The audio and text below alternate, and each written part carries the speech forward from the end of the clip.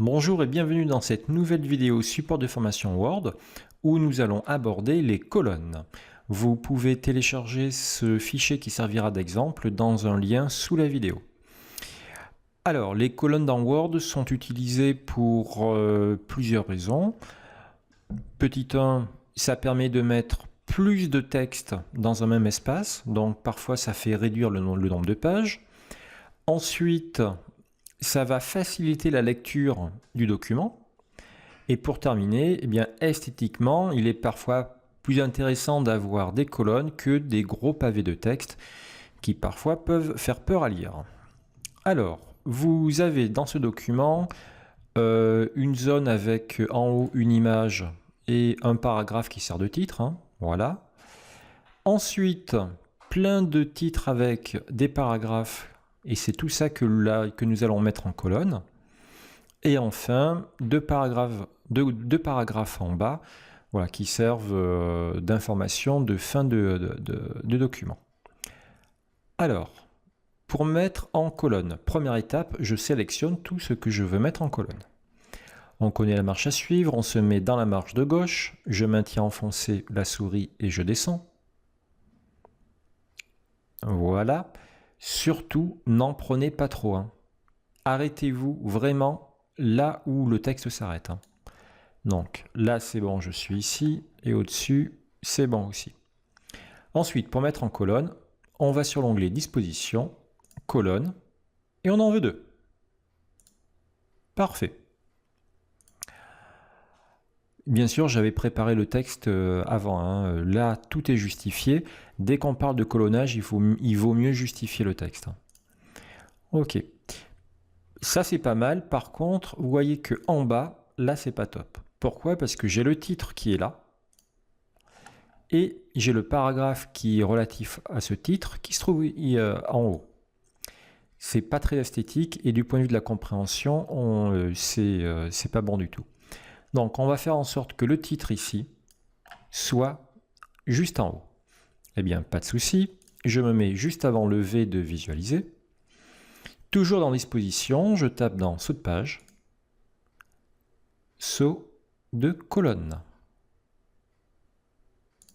Hop, et voilà. Ensuite, on va faire une autre petite manip. Là, on est sur 2 colonnes avec un espace qui est assez important ici. Là, l'espace qui est important s'appelle la gouttière en fait. C'est l'écart entre les 2 colonnes. Et dans la foulée, on va mettre une petite ligne verticale, une ligne séparatrice.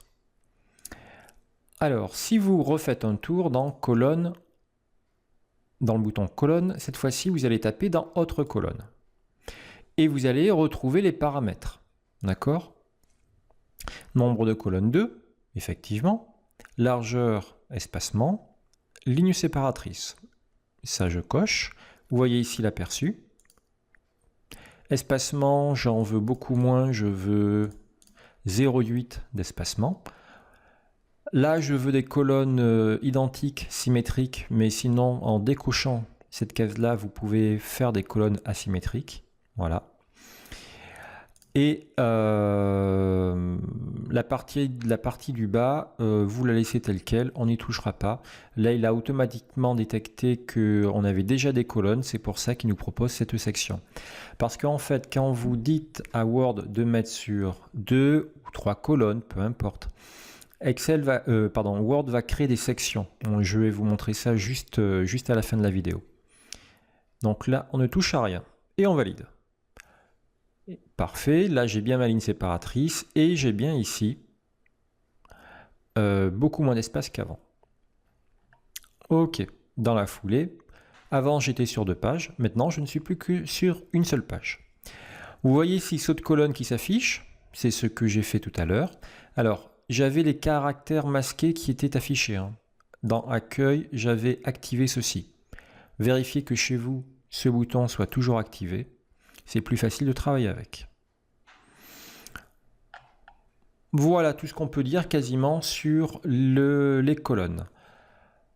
Maintenant, si vous voulez supprimer vos colonnes. Alors, si vous voulez supprimer les colonnes, la méthode la plus rapide, c'est vous cliquez quelque part dans une des colonnes, peu importe, disposition, colonne et 1. Eh bien, en fait, oui et non. Parce que les sauts de colonne, par exemple, là, j'avais fait un saut de colonne. Donc, le saut de colonne qui est là, il faudra que je supprime. Je le sélectionne et je le supprime. Et il n'y a pas que ça. Même si vous vous remettez sur une colonne, Word a conservé les sauts de section. Ça a été fait automatiquement dès qu'on a dit qu'on voulait 2 colonnes. Donc, les sauts de section, il faut les supprimer. Il y en a un en haut et un en bas. Là, je me mets juste devant et je fais supprime. Parfait, je l'ai supprimé. Et non, celui du haut, on ne le voit même pas, donc c'est bon. Ok, ben écoutez, voici tout ce qu'on pouvait dire sur les colonnes. N'hésitez pas à manipuler ces petits boutons. Il n'y a pas grand-chose, hein. Il y a colonne ici, autre colonne, et juste à côté, le bouton saut de page pour accéder au saut de colonne. Voilà. J'espère que vous avez pu réussir ce petit exercice. Si c'est le cas, bravo, et je vous dis à bientôt.